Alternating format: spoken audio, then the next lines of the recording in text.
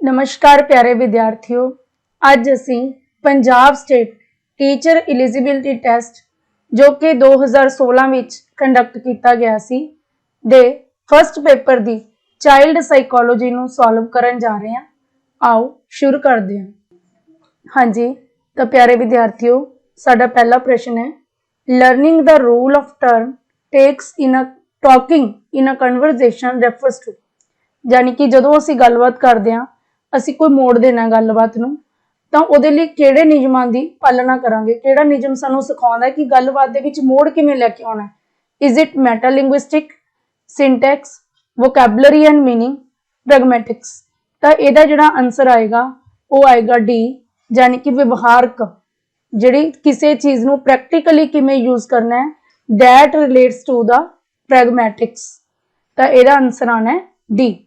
Next है जी, a least restrictive classroom environment is one in which घट सब तो घट पाबंदी वाला, जिहदे च सब तो घट रोकां हुंदियां, क्लासरूम दा एनवायरनमेंट किहड़ा होएगा। There is no furniture in order to allow for Piagetian exploration and active learning, जिथे फर्नीचर की घाट होवे, ये तो बिल्कुल ही रॉन्ग है। Children can set their own disciplinary norms and are not restricted by teachers instruction. जे असीं ये कहिए कि बच्चे अपना अनुशासन खुद तैयार करनगे, उन्होंने कोई निर्देश नहीं देना, यह भी गलत है, क्योंकि बच्चों की समझ बहुत ही विकसित नहीं होंगी। Education for children with special needs takes place in setting that are so close to normal as possible while facilitating learning. तो जिहड़ी अजकल का कॉन्सैप्ट चल रहा है इंक्लूसिव एजुकेशन का, उहदे अकॉर्डिंग लीस्ट रिस्ट्रिक्टिव क्लासरूम वो हुंदा है जिहदे विच सारे विशेष लोड़ां वाले बच्चे आम बच्चों के नाल बैठ के पढ़ सकते हो, जिहदे विच उन्हां दा नॉर्मल वर्गा बिहेवियर जिन्ना मैक्सिमम नॉर्मल हो सके उन्हां दे नाल उन्ना नॉर्मल बिहेवियर किया जाए। So this is the correct answer. Next option C साडी, children with varying abilities styles and from different socio economic backgrounds study together. ये जिहड़ा पॉइंट है ये इंक्लूसिव एजुकेशन नूं डील करदा है, ना कि लीस्ट रिस्ट्रिक्टिव क्लासरूम दे विच। नैक्सट आउंदा जी the term authentic assessment. Authentic हुंदा प्रमाणिक, जिहदे ते असीं भरोसा कर सकीए, वो असैसमेंट किहड़ी हुंदी है। असैसमेंट कीती ही क्यों जाती है। असैसमेंट का मुख्य उद्देश हुंदा है बच्चों के सर्वपक्षी विकास वाल नूं लैके जाना ते देखना कि की बच्चे का सर्वपक्षी विकास होया जां नहीं। To process of assessing students abilities to apply skills in real life context. हाँ जी, तो जिहड़ा ऑथेंटिक असैसमेंट है वो बिल्कुल आ पहला ही ऑप्शन ठीक है कि बच्चों दीयां योग्यतावां नूं असैस करन दा प्रोसैस, ताकि इन्हां योग्यतावां नूं अपनियां व्यवहारिक लाइफ दीयां जिहड़ियां सिचुएशनस है, संदर्भ ने उन्हां दे विच लागू कर सकन, उन्हां दा मदद लै सकन, उन्हां नूं वरत सकन इन्हां स्किल्स नूं। बिल्कुल ठीक है जी।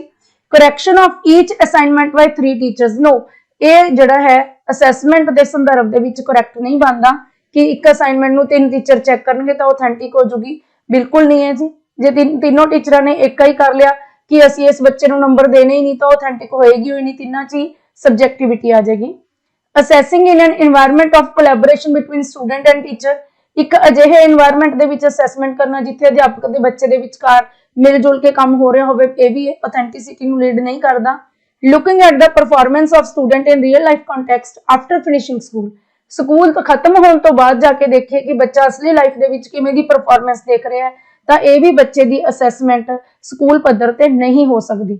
असीं इत्थे स्कूल पद्धर की असैसमेंट की गल कर रहे हैं। So first is the appropriate answer. Next है जी, Mehar was born 15 years after her parents marriage. Mehar का जन्म उहदे मापियां दी ब्याह तो 15 साल बाद होया।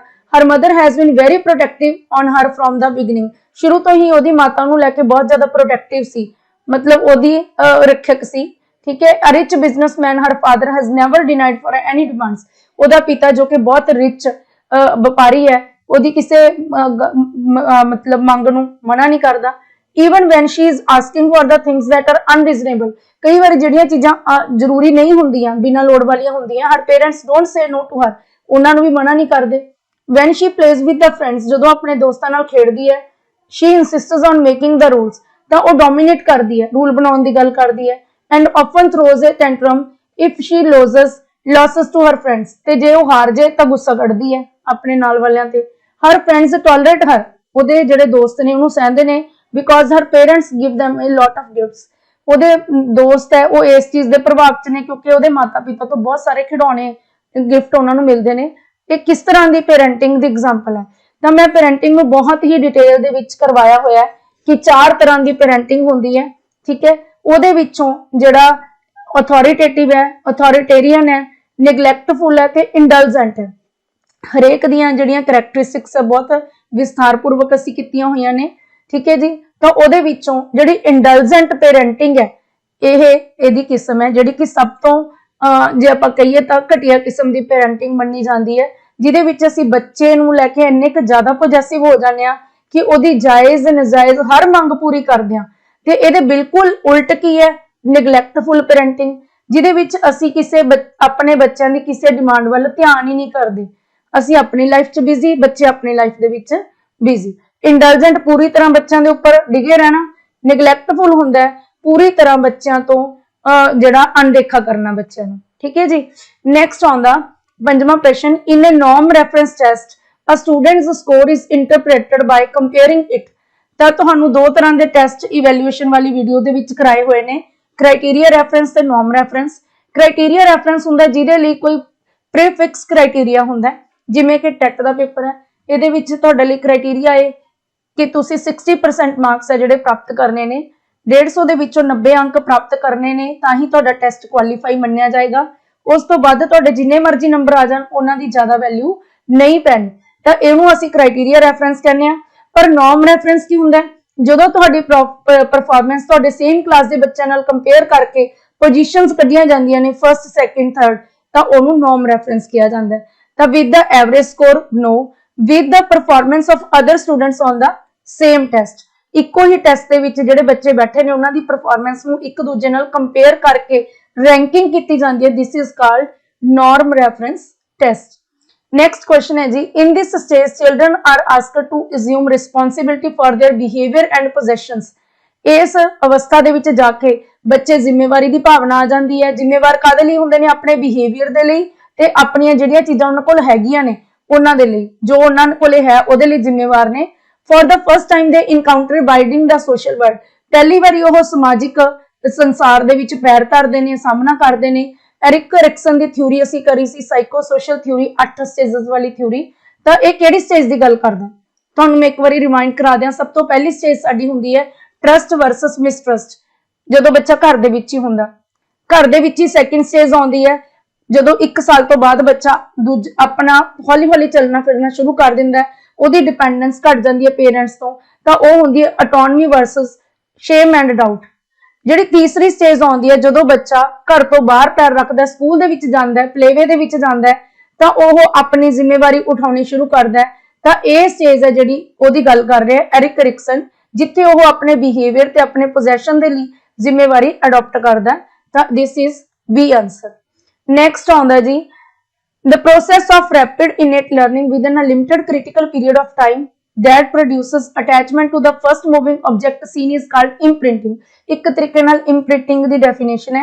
ये imprinting दा concept किने दिता सी जी, ये लॉरेंज ने दिता सी। brain head develops coordination earlier than arms and legs, head is larger relative to rest of the body are examples of which trend of growth। ਤਾਂ ਅਸੀਂ growth ਤੇ development ਦੇ principles ਦੇ ਵਿੱਚ ਗੱਲ ਕੀਤੀ ਸੀ ਕਿ ਸਾਡੀ body ਦਾ ਉੱਪਰ ਵਾਲਾ ਹਿੱਸਾ ਪਹਿਲਾਂ ਕੰਟਰੋਲ ਗੇਨ ਕਰਦਾ ਹੈ, जब ते थल्ले वाले हिस्से बाद च कंट्रोल गेन करते हैं, जानी कि विकास है जिहड़ा सिर तो पैरां वाल नूं वधदा है। तां इह जिहड़ा ऑर्डर सी इहनूं असीं सिफेलो कॉर्डल प्रिंसीपल कहने आ। बहुत बार यह प्रश्न रिपीट होया है, आई होप कि इस बार दे टैट दे विच भी यह प्रश्न जरूर पूछा जाएगा। The tendency to focus on one aspect of a situation and neglect other important features is known as. जदों असीं किसे एक तत्थ दे उपर ही, एक स्थिति दे एक तत्थ दे उपर ही पूरा केंद्रित करिए ध्यान, दूजे तत्थां नूं इग्नोर कर दिए, उहदी विशेषतावां नूं छड्ड दिए, तां इस एस्पेक्ट नूं सेंट्रेशन कहा जांदा है। इस चीज़ नूं ध्यान च रखना है कि यह जीन पियाजेट दी जिहड़ी 4 स्टेजेस वाली थ्योरी है, उहदी जिहड़ी सैकेंड स्टेज है प्री ऑपरेशनल स्टेज, सेंट्रेशन दी जिहड़ी हैगी है वो उहदे विच पाई जांदी है विशेषता। ईगोसेंट्रिज्म ते सेंट्रेशन 2 विशेषतावां इस स्टेज दे विच मेनली पाईयां जांदियां ते ਜਿਹੜੀਆਂ नहीं ਹੁੰਦੀਆਂ कंजरवेशन ते रिवर्सिबिलिटी, क्योंकि इस लैवल ते जिहड़ा बच्चा सी वो हजे इलॉजिकल है थिंकिंग दे विच। जिहड़ा नैक्सट स्टेज आएगी तीसरी, जिन्हों असीं कंक्रीट ऑपरेशनल स्टेज कहांगे, ਉਹਦੇ ਵਿੱਚ ਆ ਦੋਨੇ ਚੀਜ਼ਾਂ ਲੁप्त ਹੋ ਜਾਣਗੀਆਂ।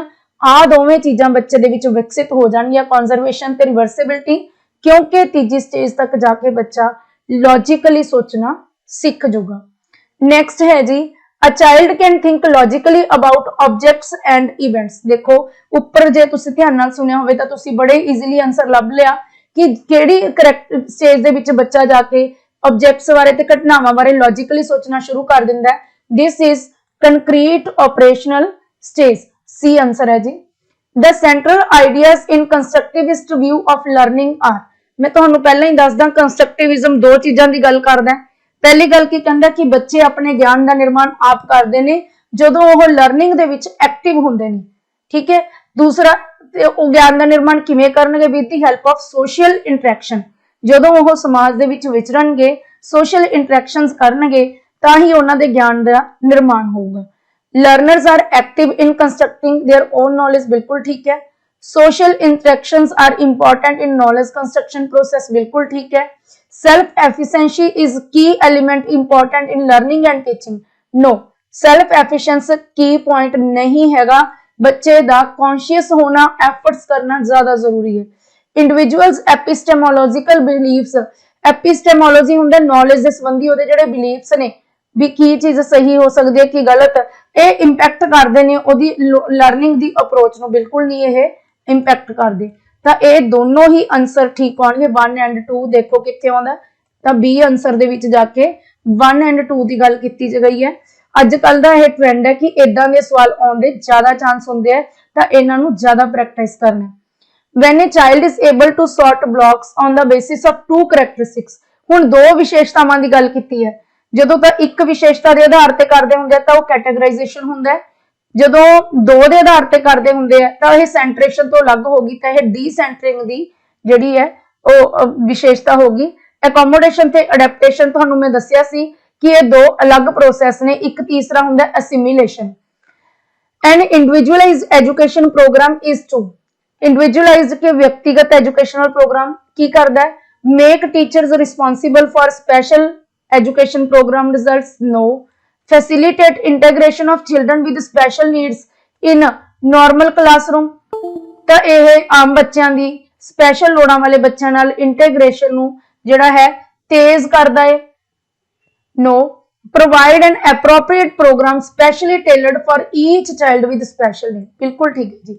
इंडिविजुअलाइज्ड प्रोग्राम की कहता है कि जे किसी बच्चे की कोई विशेष लोड़ है तो ओहदियां लोड़ां दे अकॉर्डिंग उहनूं एक विशेष प्रोग्राम प्रदान करना। फॉर एग्जाम्पल तुहाडी क्लास दे विच कोई विजुअली हैंडीकैप्ड बच्चा है तो उहनूं ब्रेल लिपि की मदद नाल तुसीं पढ़ाओगे, सारियां ते ब्रेल लिपि लागू नहीं करोगे, तो यह उस बच्चे लिए इंडिविजुअलाइज्ड एजुकेशन प्रोग्राम होएगा। इसी तरीके नाल कोई बच्चा हीयरिंग इंपेयर्ड है तो तुसीं उहनूं लिसनिंग मशीन प्रोवाइड करोगे, हीयरिंग एड प्रोवाइड करोगे, तो यह उहदे लिए इंडिविजुअलाइज्ड एजुकेशन प्रोग्राम होएगा। A student who wants constantly visits, has trouble waiting for a turn and doesn't take a close attention to class activity is more likely to belong to which of the following category। एक अजिहा बच्चा जो हमेशा शरारत करता है ते जे उन्होंने अपनी वारी आउण दी वेट करनी पै जाए तो वह कर नहीं सकता, परेशान हो जाता है, क्लास की एक्टिविटीज च ध्यान नहीं दिंदा। ध्यान ना देना तुहानूं इत्थों ही पता लग जाऊगा, attention deficit hyperactivity disorder. बच्चे नूं एक मानसिक परेशानी है, ध्यान की घाट है, तो बहुत हाइपर एक्टिविटी गर्म सुभाव का उच्च कार्यशीलता वाला बच्चा है। Which of the following describes tracking within the classroom, इन्हां विचों किहड़ा है जिहड़ा क्लासरूम दे विच ट्रैकिंग की गल करदा है। Grouping low ability and high ability students together for social development, घट योग्यता वाले बच्चे ते ज्यादा योग्यता वाले बच्चों को इकट्ठे रखना समाजिक विकास लिए, no, it is not a tracking. Developing and assessing individualised educational programme for each student, एक हरेक बच्चे लिए वखरा वखरा प्रोग्राम तैयार करना, this is not tracking. Tracking हुंदे जस्ट तुसी की कर रहे हो, ओनू चेक कर रहे हो, ओहदा पिछा कर रहे हो, ठीक है, देख रहे हो बच्चे नू। Provision of special programme for students of a single class at different ability levels, बिल्कुल ठीक है जी। वखरे वखरे तरह के प्रोग्राम बच्चों को प्रोवाइड करना इको ही क्लासरूम दे विच वखरे वखरे योग्यता के लैवल्स के आधार पर, एक ज्यादा इंटैलीजेंट बच्चा उन्होंने एक्सट्रा असाइनमेंट देती, एक बच्चा बिलो एवरेज है उन्होंने थोड़ा काम देता, क्लासरूम सेम है, चैप्टर सेम है, काम अलग अलग तरह का तुसी डिजाइन कर लिया तो ये की कर रहे इको ही classroom within the classroom है। देखो ध्यान नाल विद इन द क्लासरूम है तो इट मीनस ये एक तरीके नाल इंक्लूसिव एजुकेशन वाले प्रोग्राम की गल कर रहे हैं। तो सी आंसर है which of the following would enhance students sense of competence and self worth. इन्हां दे विचों किहड़ा है जिहड़ा बच्चों दे विच मुकाबले की भावना ते आपे काम करन नूं विकसित करदा है। Helping students achieve success on challenging tasks, बिल्कुल ठीक है। Maximising competition and other situations in which students might जज देमसेल्व्स अनफेवरेबली। देखो एक नैगेटिव वर्ड आ गया तो यह अनफेवरेबली तो होएगा ही नहीं, फेवरेबली हो सकता है कि जो फेवरेबली जज करना अपने आप को competition they which. Providing students an accurate appraisal of what they can, बच्चों को उन्होंने जानकारी देना वो की कर सकते कि नहीं। Providing students concrete mechanism through which they can track their, बच्चों को अजिहा मैकेनिज्म देना, यंत्र देना जिहदे राही वो खुद अपनी प्रोग्रेस नूं जांच सकन समय समय ते। तो यह तीनों ही ऑप्शन ठीक ने, first, third and fourth. So D is the answer. In which of the following situation is learned helplessness evident. केड़ी उदाहरण है, केड़ी सिचुएशन है जिहड़ी कि सीखण दे विच असहायता दा सबूत है। A student is motivated to avoid failure. अगर बच्चा मोटिवेट हो गया, उन्हें पता लग गया कि फेलियर को किवें अवॉइड करना है, फिर तो वो अनफेवरेबल हो ही ना, फिर तो बच्चा हेल्प कर रहा है अपनी। A student has come to believe that he or she cannot control or improve their learning। बिल्कुल अनफेवरेबल सिचुएशन होगी जिथे बच्चे को विश्वास हो गया कि वो ना तो नियंत्रित कर सकता है ना ही इंप्रूव कर सकता अपनी learning. A student tries again after failing to achieve the goal for the first time. जे पहली बार बच्चे के गोल की प्राप्ति नहीं हुई तो दूजी बार कोशिश कर रहा है, ये भी लर्निंग फेवर्ड सिचुएशन है। A student has learn to achieve goals by exerting effort. अपनी मेहनत करके उन्हें उद्देश्य की प्राप्ति करनी सीख ली, तो यह ए सी ते डी फेवरेबल इवेंट्स ने, बी है जिहड़ी यह अनफेवरेबल है। In order to remember a telephone number she has just looked up, Mamta repeats the number to herself several times before dialling. आमतौर पर असं भी की करते हैं, फोन के विचों नंबर देखते हैं, 2-3 बार उन्होंने रिपीट करते रहने ताकि डायल करन लगे असी कोई अखर है जिहड़ा भुल ना जाइए। तो यह कादी एग्जाम्पल है जी, दोहराउणा, रिहर्सल। विजुअलाइजेशन की हुंदा किसी चीज की अपने दिमाग दे विच पिक्चर बनाना, इलैबोरेशन हुंदा खोल के किसी चीज को याद करना, ते चंकिंग हुंदा टोटियां विच याद करना। जिवें कोई औखा वर्ड हुंदा, ठीक है, तो असी बच्चों को अक्सर तोड़ तोड़ के याद करवाने हुंदे आ। जिवें चेकोस्लोवाकिया, इहदी एक एग्जाम्पल भी आउंदी हुंदी, एक ऐड आउंदी हुंदी सी टीवी ते, तो बच्चे नूं सिखाया जांदा सी चेकोस्लोवाकिया। असी भी अक्सर अंग्रेजी के जिहड़े लंबे वर्ड हुंदे ने उहदे विच बच्चों को असी इदा ही सिखाने, टोटियां दे विच याद करना, इसनूं चंकिंग कहा जाता है। नैक्सट आउंदा है जी ZPD, zone of proximal development is the area between child's current development level and the level of development that the child could achieve. तो तुहानूं सारिआं नूं याद होना है, इत्थे गल आऊगी स्कैफोल्डिंग दी। एक बच्चा खुद काम कर रहा है, एक किसी की मदद नाल हेल्प नाल कर रहा है, गाइडेंस नाल कर रहे हैं। किहदी गाइडेंस नाल? जिन्हों ज्यादा नॉलेज है उस हेल्प नूं असीं स्कैफोल्डिंग का नाम देवांगे। तो इहदा करैक्ट आंसर डी बन रहा है। Through adult guidance on in collaboration with more capable peers, उन्हां तो ज्यादा योग्यता वाले जिहड़े सहपाठी ने जां फिर वड्डे जिन्हां नूं ज्यादा जानकारी है। A teacher wants one of her students to complete her entire homework assignment. एक अध्यापक चाहुंदा है कि उसका विद्यार्थी सारा घर का काम पूरा कर लवे। She begins to praise her for each part of homework assignment that she completes। वो की करदा कि हरेक पार्ट जदों काम दा एक हिस्सा पूरा कर लैंदा है तो ओदी वडियाई कर दिंदा है। तो वो केड़ा प्रोसीजर फॉलो कर रहा है? वो कर रहा है इंटरमिटेंट रिइनफोर्समेंट। इहदा सी आंसर आना है जी, नॉट शेपिंग। कई थां ते इहदा आंसर शेपिंग दिता होया नहीं। टीचर की कर रहा है विचों विचों जदों असीं काम दा एक हिस्सा पूरा होने तो बाद बच्चे नूं रिइनफोर्समेंट दिंदे आ तां ओनूं इंटरमिटेंट रिइनफोर्समेंट कहा जांदा है। अगे आउंदा जी when teaching a teacher discovers that students tend to relate her learning to what she already knows. जदों अध्यापक पढ़ाउंदा तो कोशिश करदा है कि जिहड़ियां चीज़ां बच्चे नूं पहला ही पता ने उन्हां नाल रिलेट करके पढ़ावे। तां पियाजेट दी थ्योरी दे अकॉर्डिंग ये चीज़ की हैगी है, ये केड़ा कॉन्सैप्ट है? ये जी एसिमिलेशन है। जदों बच्चा पुरानी जानकारी नूं वरतदा है नवीं सिचुएशनस दे विच ਤਾਂ ਉਹਨੂੰ ਅਸੀਂ ਐਸਿਮੀਲੇਸ਼ਨ ਕਹਿੰਦੇ ਆ, ਪੁਰਾਣੀ ਜਾਣਕਾਰੀ ਨਾਲ ਜੋੜਨਾ ਐਸਿਮੀਲੇਸ਼ਨ ਕਹਾਉਂਦਾ। ਤੇ ਨਵੀਂ ਸਿਚੁਏਸ਼ਨ 'ਚ ਨਵੀਂ ਜਾਣਕਾਰੀ ਪ੍ਰਾਪਤ ਕਰਨਾ ਤੇ ਪੁਰਾਣੀ ਦੇ ਵਿੱਚ ਐਡ ਕਰ ਦੇਣਾ, this is known as accommodation. Information processing ਜਿਹੜੀ ਅਪਰੋਚ ਹੈਗੀ ਹੈ ਲਰਨਿੰਗ ਦੀ ਯੂਨੀਕ ਹੈ। ਕਿਉਂ? direct a teacher to structure the classroom environment in certain way to improve the effectiveness and efficiency of learning. No, this is not information processing approach. Makes student aware of how, क्योंकि information process किने करनी है बच्चों ने, तो असी बच्चों को aware करना है how they learn, किमें वो learn करनगे, how they can use those processes to improve their classroom performance, ते किमें वो उन्हां प्रक्रियावां नूं इनफॉर्मेशन प्रोसैसिंग ਨੂੰ यूज कर सकते हैं अपनी क्लासरूम ਦੇ ਵਿੱਚ परफॉर्मेंस ਨੂੰ ਕਾਰਗੁਜ਼ਾਰੀ ਨੂੰ ਵਧੀਆ ਬਣਾਉਣ ਲਈ। So B is the answer. ਅੱਗੇ ਹੈ ਜੀ according to Skinner's theory of operant conditioning. Skinner ਦੀ ਜਿਹੜੀ ऑपरेंट कंडीशनिंग थ्योरी ਹੈ ਉਹਦੇ ਅਨੁਸਾਰ thoughts, motives and emotions have an important place in scientific study. No, a specific stimulus initiate a particular response।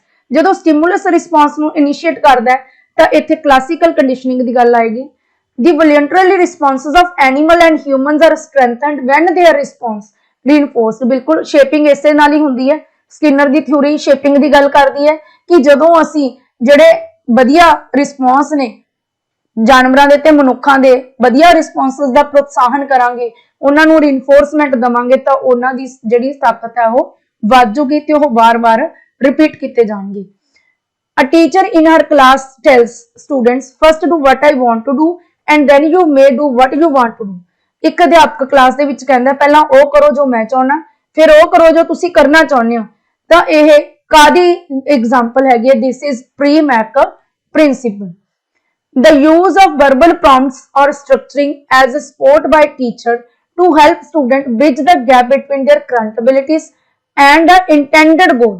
ਹਾਂਜੀ, ਜਿਹੜਾ ਬੋਲਣ ਵਾਲੇ ਨਿਰਦੇਸ਼ ਤੇ ਢਾਂਚੇ ਅਧਿਆਪਕ ਲਈ ਸਹਾਇਕ ਹਨ ਤਾਂ ਕਿ ਵਿਦਿਆਰਥੀ ਕੀ ਕਰੇ, ਆਪਣੀਆਂ ਜਿਹੜੀਆਂ ਯੋਗਤਾਵਾਂ ਉਹਨਾਂ ਦੇ ਵਿੱਚ ਹੈਗੀਆਂ ਨੇ ਤੇ ਜਿਹੜੇ ਗੋਲ ਦੀ ਉਹਨੇ ਪ੍ਰਾਪਤੀ ਕਰਨੀ ਹੈ ਉਹਦੇ ਵਿੱਚ ਇੱਕ ਪੁਲ ਬਣਾ ਸਕੀਏ। ਕਹਿਣ ਦਾ ਭਾਵ ਬੱਚੇ ਦੀਆਂ ਜੋ ਯੋਗਤਾਵਾਂ ਹੈਗੀਆਂ ਉਹਨਾਂ ਨੂੰ ਇਸ ਤਰੀਕੇ ਨਾਲ ਵਧਾਈਏ ਕਿ ਉਹ ਜੋ ਪ੍ਰਸਤਾਵਿਤ ਗੋਲ ਹੈ, ਜੋ ਸਾਡਾ ਮਨ ਦੇ ਵਿੱਚ ਧਾਰਿਆ ਹੋਇਆ ਗੋਲ ਹੈ, ਉੱਥੋਂ ਤੱਕ ਬੱਚੇ ਨੂੰ ਲੈ ਜੇ। ਤਾਂ ਇਹ ਇੱਕ ਤਰ੍ਹਾਂ ਦੀ ਹੈਲਪ ਹੋਗੀ ਇੱਕ ਟੀਚਰ ਦੁਆਰਾ ਬੱਚੇ ਨੂੰ ਜਾਂ ਜ਼ਿਆਦਾ ਜਾਣਕਾਰ ਦੁਆਰਾ ਬੱਚੇ ਨੂੰ, ਚਾਹੇ ਕੋਈ ਟਿਊਟਰ ਹੋਵੇ ਚਾਹੇ ਕੋਈ ਉਹਦਾ ਸਹਿਪਾਠੀ ਹੋਵੇ। ਤਾਂ ਇਸ ਤਰ੍ਹਾਂ ਦੀ ਹੈਲਪ ਨੂੰ ਅਸੀਂ ਸਕੈਫੋਲਡਿੰਗ ਦਾ ਨਾਮ ਦਿੰਦੇ ਹਾਂ। ਵਾਈਗੋਟਸਕੀ ਦੀ ਥਿਊਰੀ ਦਾ ਇਹ ਕਨਸੈਪਟ ਹੈਗਾ। Carol Gilligan claims that men and women score at different levels on ਕੋਹਲਬਰਗ's moral dilemmas। ਪਹਿਲਾਂ ਕੋਹਲਬਰਗ ਨੇ ਥਿਊਰੀ ਦਿੱਤੀ ਸੀਗੀ moral dilemmas ਦੀ, ਜਿਹਦੇ 3 ਲੈਵਲ ਹੁੰਦੇ ਨੇ, 6 ਸਟੇਜਸ ਹੁੰਦੀਆਂ, ਪਰ ਇਹਦਾ ਬਹੁਤ ਜ਼ਿਆਦਾ ਵਿਰੋਧ ਕੀਤਾ ਸੀ। ਇਹਦੀ ਵਨ ਟਾਈਮ ਕੁਲੀਗ ਤੇ ਸਟੂਡੈਂਟ ਰਹੀ ਕੈਰੋਲ ਗਿਲਗਿਨ ਨੇ। ਉਹਨੇ ਕੀ ਕਿਹਾ ਸੀ? Males operate on the basis of morality of justice and female do not. ਇਹਨੇ ਕਿਹਾ ਸੀ ਕਿ ਮਰਦ ਵਿਵਹਾਰਿਕ ਨਿਆਂ ਦੇ ਆਧਾਰ ਤੇ ਕੰਮ ਕਰਦੇ ਨੇ ਤੇ ਔਰਤਾਂ ਨਹੀਂ ਕਰਦੀਆਂ, ਤਾਂ ਗਲਤ ਹੈ। ਇਹ ਤਾਂ ਆਪੋਜ਼ਿਟ ਹੋ ਗਿਆ ਕਿਉਂਕਿ ਤਾਂ ਫੀਮੇਲ ਦੇ ਪੱਖ ਦੇ ਵਿੱਚ ਸੀਗੀ। Males are more concerned with the needs of others. ਨੂੰ ਇਹਨੇ ਕਿਹਾ ਸੀ females are more concerned with the needs of others, ਕਿਉਂਕਿ ਉਹਨਾਂ ਦੇ ਵਿੱਚ ਐਥਿਕਸ ਆਫ ਕੇਅਰ ਹੁੰਦੇ ਨੇ। Females reason about hypothetical moral issues. ਨਾ ਰੀਜ਼ਨਿੰਗ ਦੀ ਇਹਨੇ ਗੱਲ ਹੀ ਨਹੀਂ ਕੀਤੀ, ਰੀਜ਼ਨਿੰਗ ਮੇਲਸ ਕਰਦੇ ਨੇ, ਠੀਕ ਹੈ, ਤੇ ਜਿਹੜੀਆਂ ਨੀਡਸ ਦੀ ਗੱਲ ਹੈ ਉਹ ਫੀਮੇਲਸ ਕਰਦੀਆਂ ਨੇ। ਮੇਲਸ ਆਰ ਲੈਸ ਮੋਰਲੀ ਮੈਚੁਰ। ਬਿਲਕੁਲ ਇਹਨੇ ਇਹੀ ਗੱਲ ਕਹੀ ਸੀ। ਇਹਨੇ ਮੇਲਸ ਦਾ ਕ੍ਰਿਟਿਸਿਜ਼ਮ ਕੀਤਾ ਸੀ ਕਿ ਮੇਲਸ ਹੈ ਜਿਹੜੇ ਨੈਤਿਕ ਤੌਰ ਤੇ ਘੱਟ ਸਿਆਣੇ ਹੁੰਦੇ ਨੇ ਐਜ਼ ਕੰਪੇਅਰ ਟੂ ਫੀਮੇਲਸ, ਕਿਉਂਕਿ ਉਹ ਹਰ ਚੀਜ਼ ਨੂੰ ਲੌਜੀਕਲ ਆਧਾਰ ਤੇ ਸੋਚਣ ਦੀ ਕੋਸ਼ਿਸ਼ ਕਰਦੇ ਨੇ, ਠੀਕ ਹੈ, ਜਦਕਿ ਫੀਮੇਲਸ ਜਿਹੜੀਆਂ ਹੁੰਦੀਆਂ ਨੇ ਉਹ ਦੂਜਿਆਂ ਦੀ ਕੇਅਰ ਕਰਦੀਆਂ ਨੇ। Which one of the following is not the form of intelligence according to Gardner? ਜੇ ਤੁਸੀਂ ਗਾਰਡਨਰ ਦੀ ਥਿਊਰੀ ਪੜ੍ਹੀ ਹੈ ਤਾਂ ਤੁਸੀਂ ਬੜੀ ਈਜ਼ੀਲੀ ਆਨਸਰ ਦੇ ਸਕਦੇ ਹੋ। ਸਪੇਸ਼ੀਅਲ, ਬੋਡੀਲੀ, ਕਾਈਨੈਸਥੈਟਿਕ, ਇੰਟਰਪਰਸਨਲ ਦੀ ਗੱਲ ਕੀਤੀ ਹੈ, ਵਿਜ਼ੂਅਲ ਆਡਿਟਰੀ ਦੀ ਗੱਲ ਨਹੀਂ ਕੀਤੀ। Ria understands that a tall glass has same amount of cold drink as the short glass। ਰੀਆ ਨੂੰ ਲੱਗਦਾ ਕਿ ਲੰਬੇ ਗਲਾਸ ਦੇ ਵਿੱਚ ਵੀ ਓਨਾ ਹੀ ਕੋਲਡ ਡਰਿੰਕ ਹੈ ਜਿੰਨਾ ਕਿ ਛੋਟੇ ਦੇ ਵਿੱਚ। She is demonstrating an understanding of। ਉਹਨੂੰ ਸਮਝ ਆ ਗਈ ਵੀ ਜੇ ਗਲਾਸ ਭੀੜਾ ਏ ਤੇ ਉੱਚਾ ਜ਼ਿਆਦਾ ਏ, ਉਹਦੇ ਵਿੱਚ ਜੇ ਜ਼ਿਆਦਾ ਉਚਾਈ ਤੱਕ ਕੋਲਡ ਡਰਿੰਕ ਹੈ ਤਾਂ ਚੌੜੇ ਗਲਾਸ ਦੀ ਘੱਟ ਉਚਾਈ ਤੱਕ ਵੀ ਓਨਾ ਹੀ ਸੇਮ ਅਮਾਉਂਟ ਹੋਏਗੀ। This is the example of conservation. ਜਦੋਂ ਅਸੀਂ ਐਨੀਮਲਸ ਦੇ ਵਿੱਚ ਜਾਣ ਨੂੰ ਸਮਝਣ ਲੱਗ ਜਾਂਦੇ ਹਾਂ ਕਿ ਐਨੀਮਲਸ ਵੀ ਜਿੰਦਾ ਪ੍ਰਾਣੀ ਨੇ ਤਾਂ ਉਹਨੂੰ ਐਨੀਮਿਜ਼ਮ ਕਿਹਾ ਜਾਂਦਾ ਹੈ। ਕਨਸੈਪਟ ਆਫ ਜੈਨੇਟਿਕਸ ਐਪਿਸਟੇਮੋਲੋਜੀ, ਵੰਸ਼ ਗੁਣਤ ਦਾ ਗੁਣ ਕਿਹਨੇ ਦਿੱਤਾ ਸੀ? ਜੀਨ ਪਿਆਜੇਟ ਨੇ, ਕਿਉਂਕਿ ਉਹ ਇੱਕ ਜੈਨੇਟਿਕ ਐਪਿਸਟੇਮੋਲੋਜਿਸਟ ਹੀ ਸੀਗਾ। ਟੂ ਫੈਕਟਰ ਥਿਊਰੀ ਇੰਟੈਲੀਜੈਂਸ ਦੀ ਸਪੀਅਰਮੈਨ ਦੇ ਦੁਆਰਾ ਦਿੱਤੀ ਗਈ ਸੀ। ਹਾਂਜੀ ਪਿਆਰੇ ਵਿਦਿਆਰਥੀਓ, ਅਗਰ ਅੱਜ ਦੀ ਵੀਡੀਓ ਤੁਹਾਨੂੰ ਲਾਹੇਵੰਦ ਲੱਗੀ ਤਾਂ ਸਾਡੇ ਚੈਨਲ ਨੂੰ ਵੱਧ ਤੋਂ ਵੱਧ ਲਾਈਕ ਕਰੋ, ਸ਼ੇਅਰ ਕਰੋ ਤੇ ਚੈਨਲ ਨੂੰ ਵੱਧ ਤੋਂ ਵੱਧ ਸਬਸਕ੍ਰਾਈਬ ਕਰੋ। ਬੈਲ ਆਈਕਨ ਨੂੰ ਪ੍ਰੈਸ ਕਰ ਲਓ ਤਾਂ ਕਿ ਆਉਣ ਵਾਲੀਆਂ ਵੀਡੀਓਜ਼ ਦੇ ਨੋਟੀਫਿਕੇਸ਼ਨ ਤੁਹਾਨੂੰ ਮਿਲਦੇ ਰਹਿਣ। ਅਗਰ ਤੁਸੀਂ Punjab state teacher eligibility test ਦੇ ਨਾਲ ਸੰਬੰਧਿਤ ਵੱਖ-ਵੱਖ ਵਿਸ਼ਿਆਂ ਦੀਆਂ ਵੀਡੀਓਜ਼ ਦੇਖਣਾ ਚਾਹੁੰਦੇ ਹੋ ਤਾਂ ਤੁਸੀਂ ਸਾਡੇ ਚੈਨਲ ਨੂੰ ਵਿਜ਼ਿਟ ਕਰ ਸਕਦੇ ਹੋ। ਅੱਜ ਦੀ ਵੀਡੀਓ ਦੇਖਣ ਲਈ ਤੁਹਾਡਾ ਬਹੁਤ-ਬਹੁਤ ਧੰਨਵਾਦ। Thanks for watching.